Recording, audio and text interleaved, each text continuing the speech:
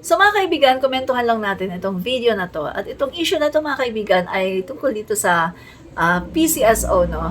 So, ang hina po kasi mag-comprehend ni Raffy Tulfo, Senator Raffy Tulfo, super hina Inotra mag-comprehend. ng PCSO ang umunoy magkakasunod na panalo ng iisang tao sa loto. Pangalan daw ito ng loto agent na kumukubra lang para sa mga totoong nanalo. At nakatutok si Mav Gonzalez.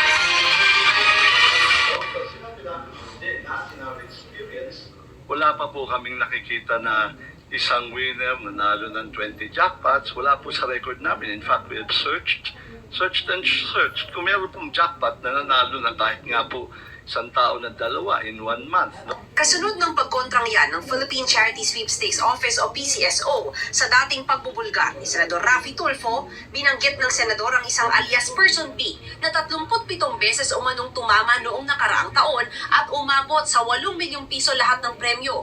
Noong November 2023 nga raw, 10 beses siyang tumama.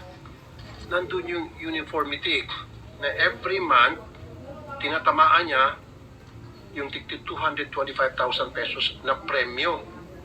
Ano po yung probability na one person will hit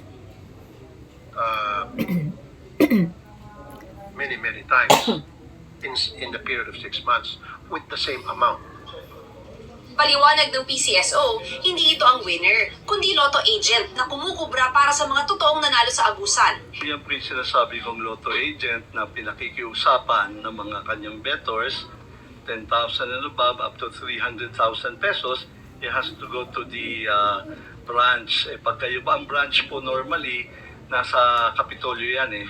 So kung nasa malalayo kang lugar, ang logical po and practical way is to talk to your most likely suki muna, pakisabay na ito.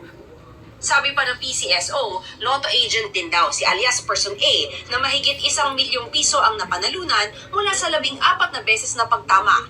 Marami raw ganyan, ayon din sa Bureau of Internal Revenue o BIR. Pero po na ni Senate Minority Leader Coco Pimentel, Winnings na yan is also concentrated in an area kasi lotto teller ito. Malalakas po talaga, may mga tao po talaga, lalo na may mga, maski na may mga business, nagtataya ng laki-laki. Bakit ang team Alam po ninyo, alam nyo ano natin?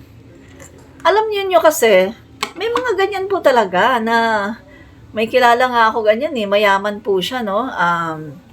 Isa po siya sa boss ko dati. Alam niyo, mayaman siya, pero businessman, pero tumataya siya ng loto. At pag tumaya po siya ng loto, hindi lang basta-basta ha, nag-i-invest talaga siya. 5,000, mahina pa ngayon mga kaibigan. Pero meron tayong mga businessman na talagang malalaki ang mga negosyo, no, na pag nag-invest sa loto, 10 million. Meron yan mga kaibigan kasi talagang gusto nilang madagdagan pa yung kanilang mga asset. At ang aim nila doon mga kaibigan ay makuha nila yung jackpot. Yung jackpot talaga yun, no? So, eto, nakakatawa, no? Si Raffy Tulfo, hindi siya makaintindi. Yung 30 times, 20 times sa pananalo, iisa lang daw. Ang gusto niyang palabasin, mga guys, iisang tao lang daw. Bakit daw nangyayari ito?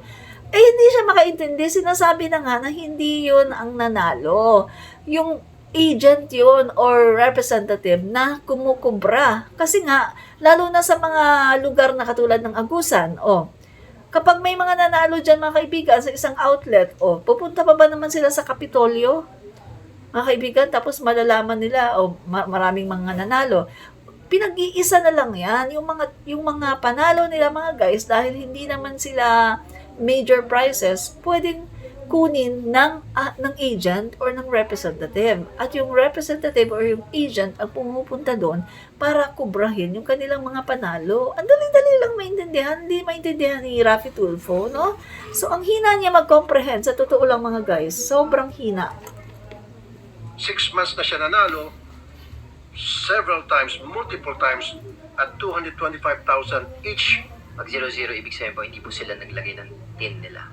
Kung wala po, i-require Diba? po na si taxpayer o yung nanalo, si winner po, na mag-register po. Kung wala po, Diba? pag-amin ng Dudero! PCSO, kalakaran para nang ilagay ang 0000 kung walang ibigay Dudero! Si Tulfo! Samantala, sabi ni Tulfo, posibleng napasukan rin ng investors ang loto.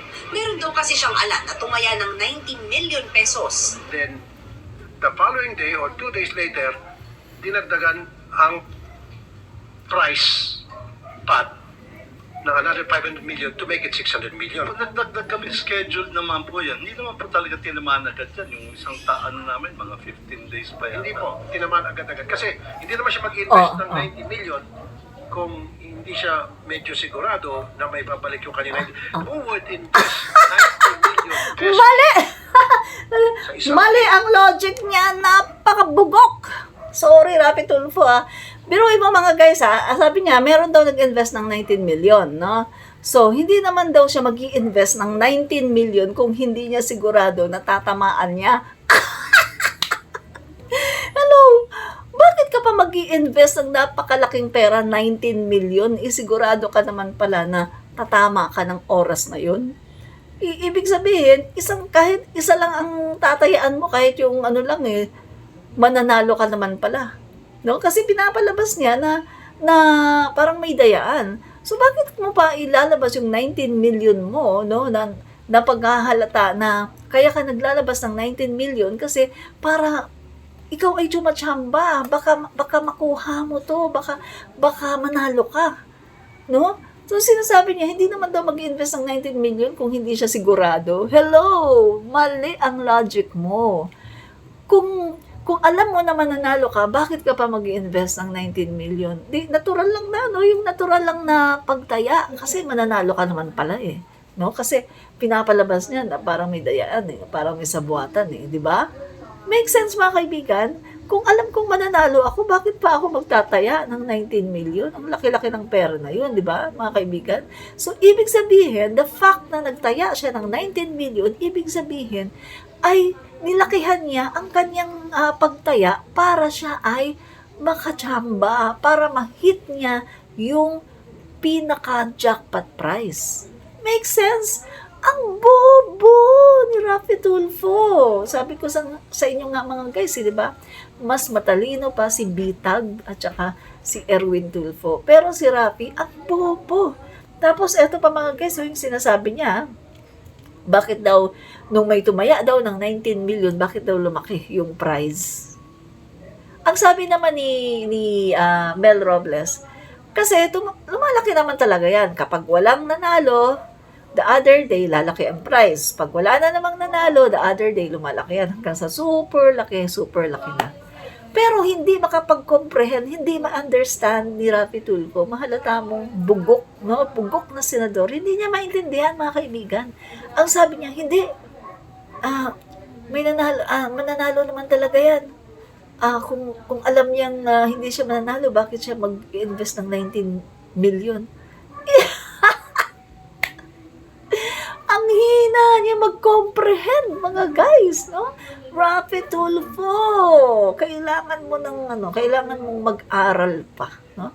Mag-aral ka pa ng mga logic, ng mga reasonings, mag-aral ka pa kasi ang hina mo hindi ka pwedeng pang interpolation. Hindi ka talaga pwede. Ang hina mo, sa totoo lang, no? Ang daling intindihin ang sinasabi ng PCSO. At isa pa nga mga guys ang sinasabi pa nga ng PCSO, pumunta kayo doon. Noon pa sila iniimbita, yung mga senador na yan, si Rafi Tulfo, noon pa iniimbita na pumunta doon, magdala ng kanyang mga eksperto niya, para yung kanyang mga expert para talagang tingnan kung may dayaang nangyari at obserbahan. Pero hindi sila pumupunta. Nakakatawa si Rafi Tulfo. No? Mga guys, gets nyo? Lotto agent, lotto representative yung kumukubra para doon sa mga tao na nananalo. Siya po ang taga-kubra. Kasi yung iba dyan, walang valid ID. Yung iba dyan, hindi makaalis ng bahay dahil walang bantay yung anak, maliliit yung anak, yung iba naman dyan, busy, may trabaho. Kaya sila ay nagpapakubra na lang, nagpapakiusap na lang, at nagbibigay na lang siguro ng pamasahe.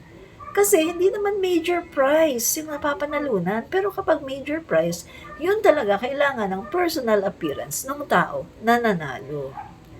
Ang hina ni Raffy Tulfo umintindi. Hindi ka pwedeng pang presidente kasi ang hina mo mag-comprehend. Simpleng-simple, hindi mo maintindihan.